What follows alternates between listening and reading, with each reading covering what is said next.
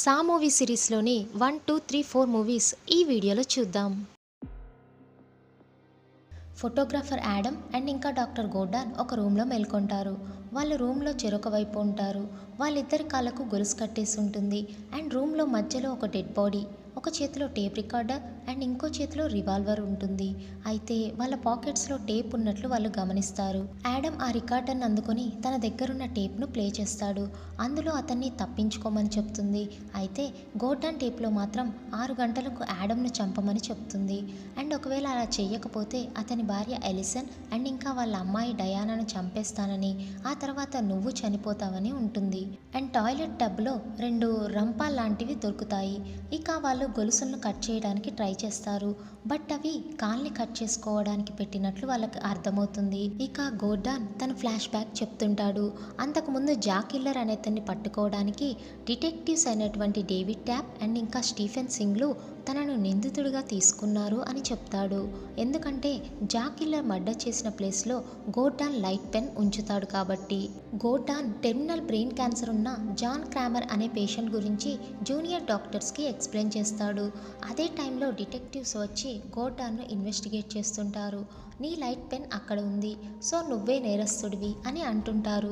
అయితే ఆ Jack killer నుంచి తప్పించుకున్న ఒక ఆమె అమాండా గోర్డాన్ నన్ను రక్షించాడు అని చెప్తుంది.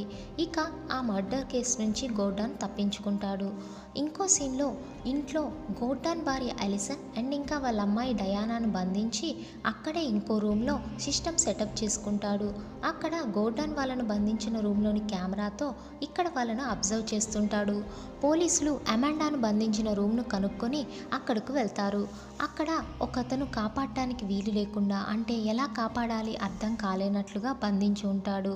అంతలో జాక్ కిల్లర్ అక్కడికి వస్తాడు. ఇక వీళ్ళు అతనిపై గన్స్ ఏం చేస్తారు. బట్ అప్పుడే జాక్ కిల్లర్ అక్కడ బంధించున్న వ్యక్తికి ప్రమాదం జరిగేలా ఒక బటన్ను కాలితో కింద ప్రెస్ చేస్తాడు. ఇక అతన్ని కాపాడుతుంటారు. అంతలో ట్యాప్ గొంతు కోసి జా పారిపోతాడు. ఇక జాను ఫాలో అవుతూ సింగ్ వెళ్ళినప్పుడు షార్ట్ గన్ ఉచ్చులో చనిపోతాడు. గోర్డాన్కు ఒక పెట్టెలో 2 సిగరెట్లు, లైటర్ అండ్ ఇంకా మొబైల్ ఫోన్, కాకపోతే దానికి ఓన్లీ ఇన్కమింగే ఉంటుంది. అప్పుడే గోర్డాన్కు అంతకుముందు పార్కింగ్ గరేజ్లో పిగ్ మాస్కుడ్ మ్యాన్ తనను ఇక్కడికి తీసుకొచ్చినట్లు గుర్తు చేసుకుంటాడు. అయితే రూమ్ మధ్యలో ఉన్న యాడమ్ డెడ్ బాడీ చుట్టూ పాయిజన్డ్ బ్లడ్ ఉన్నట్లు కిడ్నాపర్ చెప్తాడు. ఆ బ్లడ్లో ముంచిన సిగరెట్ ద్వారా యాడమ్ను చంపాలి అని ఉంటుంది. సో ఇక అలానే బ్లడ్లో డిప్ చేసి యాడమ్కు ఇస్తాడు. అప్పుడే యాడమ్కు కట్టిన చైన్ నుండి కరెంట్ షాక్ అవ్వడంతో ప్లాన్ ఫ్లాప్ అవుతుంది. అప్పుడే యాడమ్కు కూడా తను ఇక్కడికి ఎలా వచ్చాడో గుర్తుకు వస్తుంది. తను ఫొటోస్ను డెవలప్ చేయడానికి డార్క్ రూమ్లోకి వెళ్ళినప్పుడు ఒక పప్పెట్ను చూస్తాడు. అంతలో సేమ్ పిగ్ మాస్కుడ్ మ్యాన్ తనపై అటాక్ చేసినట్లు చెప్తాడు. అక్కడ కిడ్నాపర్ ఎలిసన్కు గన్ పాయింట్ పెట్టి లారెన్స్కు కాల్ చేయిస్తాడు. అప్పుడు ఎలిసన్ యాడమ్ను నమ్మొద్దని చెప్తుంది. ఆ తర్వాత యాడమ్ లారెన్స్తో నేను నీ ఫొటోస్ తీసి ఒకరికి ఇస్తాను, వాళ్ళు నాకు మనీ ఇస్తారు అని చెప్తాడు. అయితే అతను ఎవరో తనకు తెలియదని చెప్తాడు. అయితే లారెన్స్కు యాడమ్ చెప్పిన గుర్తును బట్టి అతను పోలీసుల్లో ఒకరైన ట్యాప్ అని అర్థమవుతుంది. ఎందుకంటే తన ఇన్వెస్టిగేషన్ కోసం అలా అతను వెళ్ళిన ప్లేసెస్ను అబ్జర్వ్ చేస్తుంటాడు. అయితే యాడమ్ తీసిన ఫొటోస్లోని ఒక ఫోటోలో తన ఇంటి విండోలో ఒక అతను కనపడతాడు. అతన్ని చూసిన గోర్డాన్ అతన్ని జెబ్గా గుర్తిస్తాడు. జెబ్ ఎవరంటే స్టార్టింగ్లో గోర్డాన్ ఒక పేషెంట్ చూస్తున్నాడు కదా, జాన్ అనే పేషెంట్ని, అతనితో బాగా కమ్యూనికేట్ అయ్యే జూనియర్ డాక్టరే జెబ్. ఇక అంతలో టైం 6 అవుతుంది. ఇక జెబ్ ఎలిసన్ అండ్ ఇంకా డయానాను చంపడానికి ట్రై చేస్తుంటాడు. అప్పుడే ఎలిసన్ తన కట్లు విడిపించుకొని జెబ్పై దాడి చేస్తుంటుంది. అయితే వీళ్ళ ఇంటిని అబ్జర్వ్ చేస్తున్న ట్యాప్ ఇంటికి వచ్చి ఎలిసన్ అండ్ ఇంకా డయానాను రక్షించి జెబ్తో పోరాడుతుంటాడు. ఆ టైంలోనే జెబ్ ట్యాప్ను గన్తో షూట్ చేసి చంపేస్తాడు. ఇక గోర్డాన్ తన ఫ్యామిలీని కాపాడాలని ఇక వేరే దారి లేక తన దగ్గరున్న రంపంతో కాలిని కట్ చేసుకొని ఆ చైన్ నుండి విడిపోయి అక్కడున్న రివాల్వర్ తీసుకొని యాడమ్ను షోల్డర్పై కాలుస్తాడు. ఇక జెఫ్ గోర్డాన్ను చంపడానికి అక్కడికి వచ్చేస్తాడు. అప్పుడే యాడమ్ ఇంకా చనిపోకపోవడంతో జెఫ్ పై దాడి చేసి అతన్ని చంపేస్తాడు. ఇక గోర్డాన్ బయటికి వెళ్ళిపోతాడు. యాడమ్ రావడానికి అతని కాలికి చైన్ ఉంటుంది కదా, సో దానికి వేసిన కీస్ కోసం వెతుకుతుంటాడు. అప్పుడే ఇంకో టేప్ దొరుకుతుంది. అందులో స్లోగా ఇచ్చిన విషయానికి విరుగుడు పొందడానికి రూల్స్ను ఫాలో అయ్యే మరో విక్టిమ్ జెఫ్ అని తెలుసుకుంటాడు. ఇక అప్పుడే అక్కడున్న శవం కదులుతుంది. ఇక అప్పుడే అర్థమవుతుంది అసలైన కిల్లర్ జాన్ క్రామర్ అని తెలుస్తుంది. ఇక యాడమ్ జాన్ను జెఫ్ గన్తో కాల్చడానికి ట్రై చేస్తాడు. బట్ జాన్ అతనికి షాక్ ఇస్తాడు. ఇక జాన్ లైట్స్ ఆఫ్ చేసి గేమ్ ఓవర్ అని చెప్పేసి డోర్ క్లోజ్ చేసి యాడమ్ను వదిలేసి వెళ్తాడు. మైకేల్ అనే అతనికి ఫేస్ పై ఒక ఉచ్చు బిగించి దాని కీస్ని అతని కంటి లోపలే పెట్టానని కిల్లర్ టీవీ మానిటర్లో మైకేల్కి చెప్తాడు. టైం అయిపోతూ ఉంటుంది.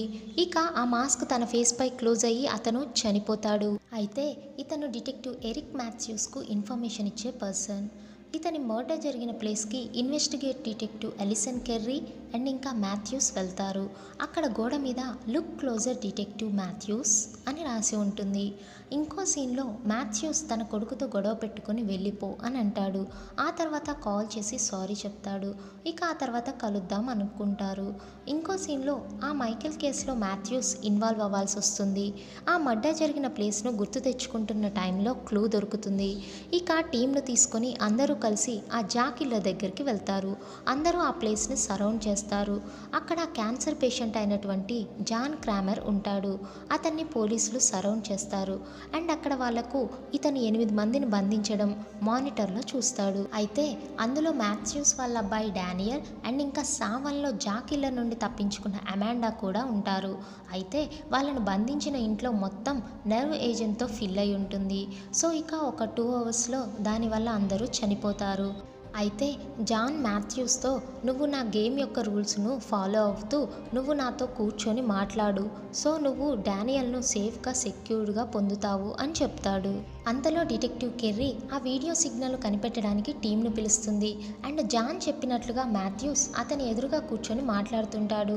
ఇక ఆ రూమ్లో బంధించబడిన వాళ్లకు మైక్రో క్యాసెట్ రికార్డర్ ద్వారా మీకు కావాల్సిన యాంటీడోట్ ఇంట్లో దాగి ఉందని చెప్తాడు. అండ్ క్యాసెట్తో పాటు ఒక కీని కూడా ఇస్తాడు.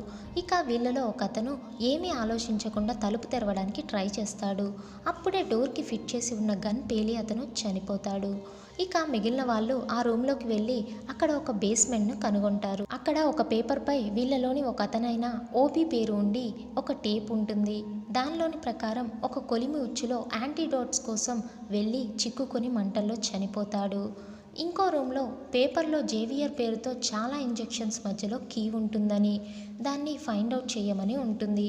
బట్ జేవియర్ ఆ గొయ్యిలో దూకకుండా అమాండాను తోసేస్తాడు. ఆ ఇంజెక్షన్స్ అన్నీ తనకు గుచ్చుకుంటాయి. అయినా సరే తను కీను ఫైండ్ అవుట్ చేసి ఇస్తుంది. బట్ జేవియర్ ఆ కీని డోర్కి పెట్టేలోపే టైం అయిపోతుంది. అంటే కీ ఫైండ్ అవుట్ చేయడానికి టైమర్ సెట్ అయి ఉంటుంది. ఇక జాన్తో మాట్లాడుతున్న మాథ్యూన్కు విసుగు వస్తుంటుంది. ఇక కెర్రీ చెప్పినట్లు Matthew John blueprints and ఇంకా డాక్యుమెంట్స్ అన్నిటినీ చించేస్తాడు. బట్ అతను ఏమీ నిజం చెప్పడు. అంతలో జాన్ ఆ బందీలుగా ఉన్న అందరూ మాథ్యూన్ అరెస్ట్ చేయడానికి డిఫరెంట్ క్రైమ్స్ చేయబడిన వాళ్ళే అని చెప్పేసి చెప్తాడు. అక్కడ జేవియర్ మళ్ళీ ఫస్ట్ రూమ్కి వెళ్ళి అక్కడ అంతకుముందు చనిపోయిన గుస్ మెడ వెనక భాగంలో ఒక కలర్ నెంబర్ను చూస్తాడు. అది ఒక క్లూ అని అతను అనుకుంటాడు. అప్పుడే అక్కడకు జోనాస్ వస్తాడు. ఇక జేవియర్ జోనాస్ల మధ్య గొడవతో జోనాస్ చనిపోతాడు. అండ్ మిగిలిన వాళ్ళకు ఒక చోట డానియల్ మాథ్యూన్ వాళ్ళ అబ్బాయి అని ఫోటో కనపడుతుంది. అప్పుడే లారా అనే అమ్మాయికి నరాల ఏజెంట్ వల్ల తను నీరసించి నోట్లో నుంచి ఏదో బురగలా వచ్చి తను చనిపోతుంది. ఇక యాడిసన్ అండ్ ఇంకా అమాండా డానియల్ను విడిచిపెడతారు.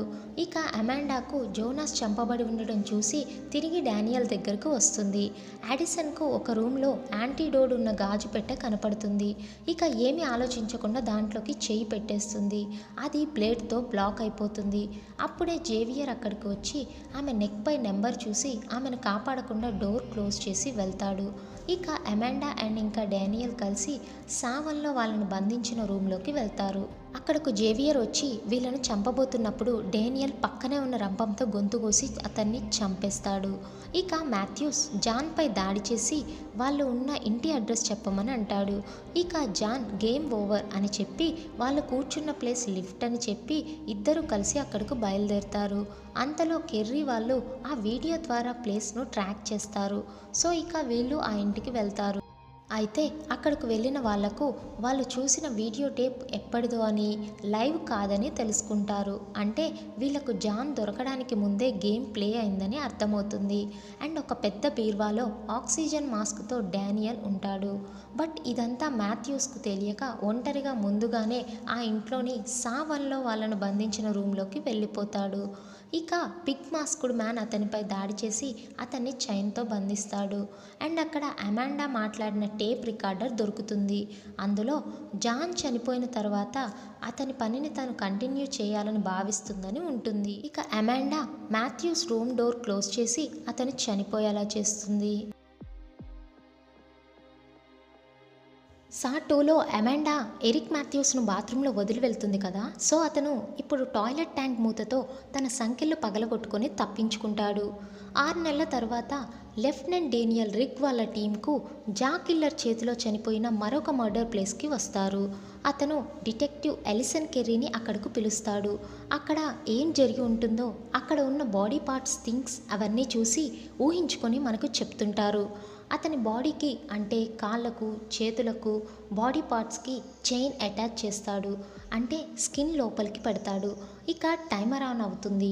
అతను డోర్ తీసుకొని వెళ్ళొచ్చు. బట్ ఆ చైన్స్ను తన బాడీ నుంచి రిమూవ్ చేసుకోగలగాలి. ఇక ట్రై చేస్తుంటాడు. బట్ అంతలో టైం అయిపోయి బాంబ్ పేలుతుంది.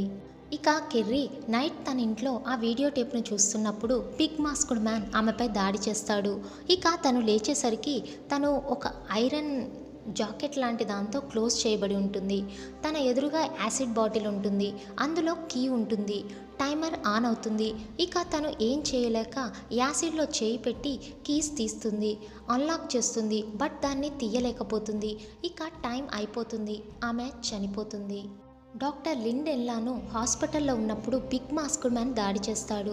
లేచేసరికి తను వీల్ చైర్లో ఉంటుంది. అమాండా లిన్ను ఆరోగ్యం బాలేక బెడ్పై ఉన్న జాన్ క్రామర్కు వైద్యం చేయాలని చెప్తుంది. అంతేకాకుండా జాన్ క్రామర్ హార్ట్ బీట్ మానిటర్తో రిమోట్గా కనెక్ట్ చేసిన షార్ట్ గన్ కాలర్ను లిన్ మెడలో లాక్ చేస్తుంది. అంటే జాన్ చనిపోతే లేదా లిన్ దూరంగా వెళ్ళినా కూడా అంటే బ్లూటూత్ లాగా అది పేలిపోతుంది. ఇంకో విక్టిమ్ తన గేమ్ను కంప్లీట్ చేసే వరకు జాన్ను బ్రతికేటట్లు చేయమని చెప్తుంది. ఇంకో విక్టిమ్ జెఫ్ ఒక పెట్టెలో మేల్కొంటాడు. అందులో దొరికిన టేప్ ప్రకారం అతని గేమ్లో అతను టెస్ట్లో పార్టిసిపేట్ చేయాలని, దానివల్ల చివరకు అతనికి తన బాబు చనిపోవడానికి కారణమైన వ్యక్తిని కనుగొంటావని ఉంటుంది. జెఫ్ వాళ్ళ అబ్బాయి డైలాన్ 3 సంవత్సరాల క్రితం తాగి డ్రైవింగ్ చేస్తున్న వ్యక్తి చేత చంపబడ్డాడని తెలుస్తుంది. అండ్ దానివల్ల బాధతో వాళ్ళ అమ్మాయి కార్బెట్ను కూడా పట్టించుకోడు. ఇక జెఫ్ ఫస్ట్ టెస్ట్లో మీట్ ఫ్రీజర్లోకి అంటే మాంసాన్ని ఉంచే కూల్ రూమ్లోకి వెళ్తాడు. అక్కడ వాళ్ళ అబ్బాయి యాక్సిడెంట్కి ఉన్న ఒకే ఒక విట్నెస్ డానికా స్కాట్ 2 పోల్స్కు చేతులు కట్టబడి ఆమెపై మంచు వాటర్ స్ప్రే అవుతూ ఉంటుంది. అయితే ఈమె అప్పుడు వాళ్ళ అబ్బాయి తరపున సాక్ష్యం చెప్పడానికి ఒప్పుకోలేదు. సో జెఫ్ తనను కాపాడాలని అనుకోడు. బట్ తను బ్రతిమిలాడటంతో పశ్చాత్తాపడడంతో తనను కాపాడదామని ఫ్రోజన్ బార్స్ అంటే మంచు స్తంభాల లోపల కీని తీస్తాడు. బట్ అప్పట్లోగా తను చనిపోతుంది. సెకండ్ టెస్ట్లో హాల్డెన్ రూమ్లోకి వెళ్తాడు. ఇతను జడ్జ్ ఆ డ్రైవర్కు మామూలు శిక్షను విధించాడు. ఇతన్ని ఒక ట్యాంక్ లాంటి దాంట్లో అతని మెడకు ఒక బెల్ట్ లాంటి దాంతో అతన్ని బంధించబడి ఉంటాడు.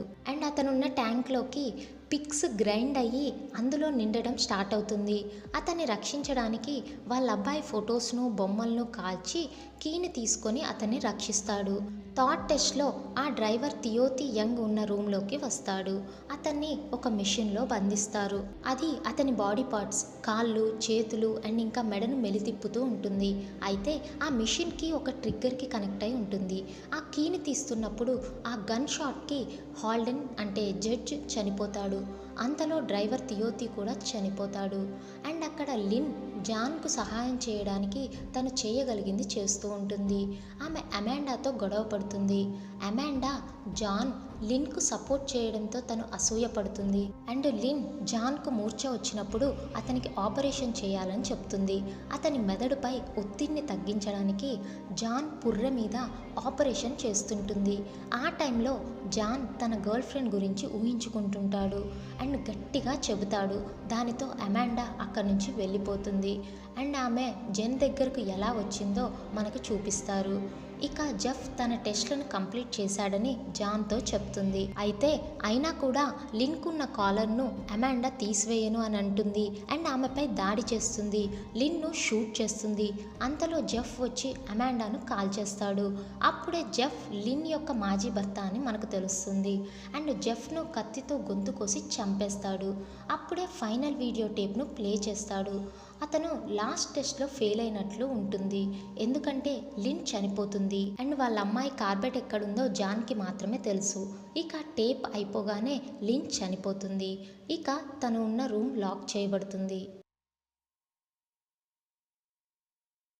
చనిపోయిన జాన్ క్రామర్ బాడీని అటాప్సీ అంటే శవ పరీక్ష చేస్తున్నప్పుడు అతని కడుపులో ఒక మైక్రో క్యాసెట్ దొరుకుతుంది.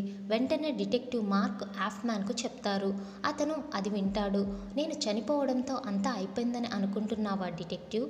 అంతా సెట్ చేశాను అని ఉంటుంది. ఒక చోట ఇద్దరు వ్యక్తులు ఒక రూమ్లో మేల్కొంటారు.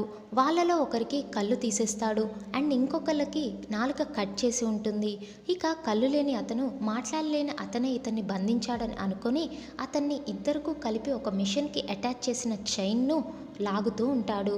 అయితే కళ్ళు లేని అతని మెడకు కీస్ ఉండటం చూసిన నాలుక లేని అతను అతన్ని చంపేస్తాడు. సా 3లో కెర్రీ చనిపోయిన తర్వాత ఆఫ్మ్యాన్ అండ్ ఇంకా ఆఫీసర్ రిక్ అక్కడ ఇన్వెస్టిగేట్ చేస్తుంటారు. అప్పుడే కెర్రీకి పరిచయం ఉన్న FBI agents Peter storm and ఇంకా లిండ్స్ పెరేజ్ వాళ్ళ టీం అక్కడకు చేరుకుంటారు.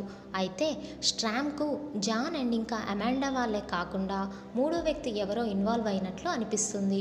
అండ్ ఇంకా అంతేకాకుండా రిక్ మీద అనుమానం ఉన్నట్లు చెబుతుంది. ఇక రిక్ నైట్ తన ఇంట్లో ఉన్నప్పుడు తనకు ఏదో మత్తుమందు ఇచ్చి అపస్మారక స్థితిలో పడేస్తారు. ఆ తర్వాత తను మేల్కొనేసరికి తను బాత్ టబ్లో ఉంటాడు. డోర్ ఓపెన్ చేసేసరికి డోర్కి సెట్ చేసిన వైర్ వల్ల టీవీ ఆన్ అయ్యి అందులో ఎరిక్ బ్రతికే ఉన్నాడని, నువ్వు గేమ్ ఆడాలని చెప్తాడు. అండ్ ఎరిక్తో పాటు ఆఫ్మ్యాన్ కూడా ఉన్నాడని చెప్తాడు. ఆ ఇంట్లోనే ఇంకో రూమ్లో బ్రెండా అనే ఆమె చైర్కి కట్టేసి ఉంటుంది. అండ్ ఆమెను కాపాడబోతుంటే ఏదో మెకానిజం ఆన్ అయ్యి తన జుట్టు లోపలికి లాగబడుతుంది. ఇక సిజర్ కోసం రిక్ ట్రై చేస్తుంటే రూమ్లో ఏమీ ఉండవు అండ్ టైం వేస్ట్ అని లెటర్ ఉంటుంది. ఇక గన్తో షూట్ చేసి తను కింద పడేలా చేసి కాపాడుతాడు. అంతలో ఆమె కత్తితో రిక్ పై దాడి చేస్తుంది. ఎందుకంటే అంతకుముందు టేప్లో జాన్ ఆమెతో నువ్వు అతన్ని చంపితేనే నువ్వు బయటపడతావు, లేదంటే నిన్ను అరెస్ట్ చేస్తాడు అని ఉంటుంది. బట్ రిక్ ఆ తోపులాట్లో తనను షూట్ చేసి చంపేస్తాడు. ఇక నెక్స్ట్ మోటెల్ ఓనర్ అండ్ ఇంకా సీరియల్ రేపిస్ట్ ఇవాన్ను కలవాలని ఉంటుంది. అక్కడ రూమ్లోకి వెళ్ళిన తర్వాత టీవీలో వీడియోలో అతను చేసిన తప్పులను చూపిస్తాడు. ఇక బెడ్పై ఇవాన్ను బంధించుకోమని చెప్పి రిక్ డోర్ క్లోజ్ చేసి వెళ్తాడు. ఆ తర్వాత రిక్ ఒక స్కూల్కి వెళ్తాడు. అక్కడ అంతకుముందు అతను ఒక యంగ్ స్టూడెంట్ వాళ్ళ నాన్న తనను అబ్యూస్ చేసిన కేసును ఇన్వెస్టిగేట్ చేస్తాడు. ఆ అమ్మాయి వాళ్ళ పేరెంట్స్ రెక్స్ అండ్ ఇంకా మోర్గాన్ ఇద్దరిని ఒక రాడ్కి చెరోవైపు కట్టేసి ఇద్దరికి కలిపి వాళ్ళ శరీరంలోకి ఇనుప కడ్డీలను పొడుస్తాడు. అవి తీసుకోమని భార్య మోర్గాన్కు టేప్లో ప్లే అవుతుంది. ఇక అవి తను తీస్తుంటే రెక్కు బ్లీడింగ్ అవడంతో తను చనిపోతాడు. ఇక రిక్ ఆమెను విడిపిస్తాడు. రిక్ కనిపించకపోవడంతో ఏజెంట్స్ రిక్ అపార్ట్మెంట్ను పరిశీలిస్తారు. అప్పుడే జాన్ మాజీ భార్య జిల్కు సంబంధించిన క్లూను కనుగొంటారు. ఇక ఆమెను ఇన్వెస్టిగేట్ చేస్తారు. ఇక తను సెసిల్ యాడమ్ అనే ఒక అతను రాబరీ చేయడానికి జిల్ క్లినిక్కు వెళ్తాడు. అప్పుడే క్యారీయింగ్తో ఉన్న జిల్కు డోర్ తగలడంతో అబార్షన్ అవుతుంది. ఇక జాన్ పిచ్చివాడిగా మారాడని చెప్తుంది. స్కూల్లో స్ట్రామ్ అండ్ పెరేజ్లు ఒక పప్పెట్ను కనుగొంటారు. పెరేజ్ను ఉద్దేశించి వాయిస్ రావడంతో తను దగ్గరగా వెళ్తుంది. అప్పుడే ఆ బొమ్మ కన్ను పేలి పెరేజ్ ముఖంపై ఏమవుతుంది. ఇక స్ట్రామ్ తనను హాస్పిటల్లో జాయిన్ చేపించి జిల్ను తిరిగి మళ్ళీ ప్రశ్నిస్తాడు. అప్పుడు జిల్ జాన్ తన నిరాశలో పడిన తర్వాత ఆర్ట్తో తన పనిని కంప్లీట్ చేశాడని తెలుసుకుంటారు. అండ్ ఆర్ట్ ఎవరంటే మూవీ స్టార్టింగ్లో ఒక అతను సర్వీవ్ అయ్యాడు కదా అతను అన్నమాట. ఇక రిక్ ఎరిక్ వాళ్ళు ఉన్న ప్లేస్కి వెళ్తాడు. అతని వెనకే స్ట్రామ్ వస్తాడు. బట్ సా 3లో జెఫ్ ఉన్నాడు కదా, అతన్ని ఫాలో అవుతాడు. ఇంతలో టైమర్ అయిపోవడంతో ఎరిక్ అండ్ ఇంకా హాఫ్ మ్యాన్లను విడిపించే ఒక పరికరాన్ని ఆర్ట్ బయటకు తీస్తాడు. అయితే రిగ్ లోపలికి రావడానికి డోర్ ఓపెన్ చేసేటప్పుడు దానికి ఉన్న తీగ అది ఎరిక్ కనెక్ట్ చేసి ఉండడంతో 2 ఐస్ బాక్సులు ఎరిక్ తలను గుజ్జు చేసేస్తాయి. రిగ్ ఆర్ట్ను కాల్చి చంపేస్తాడు. అండ్ జెఫ్ను ఫాలో అవుతూ వెళ్ళిన స్ట్రామ్ జెఫ్ను కాల్చుతాడు. అంతలోనే హాఫ్ మ్యాన్ వచ్చి స్ట్రామ్ రూమ్ డోర్ క్లోజ్ చేసి వెళ్తాడు. ఇక లాస్ట్లో ఈ మూవీ ఇన్సిడెంట్ తర్వాత జాన్కు అటాప్సీ జరిగినట్లు మనకు అర్థమవుతుంది.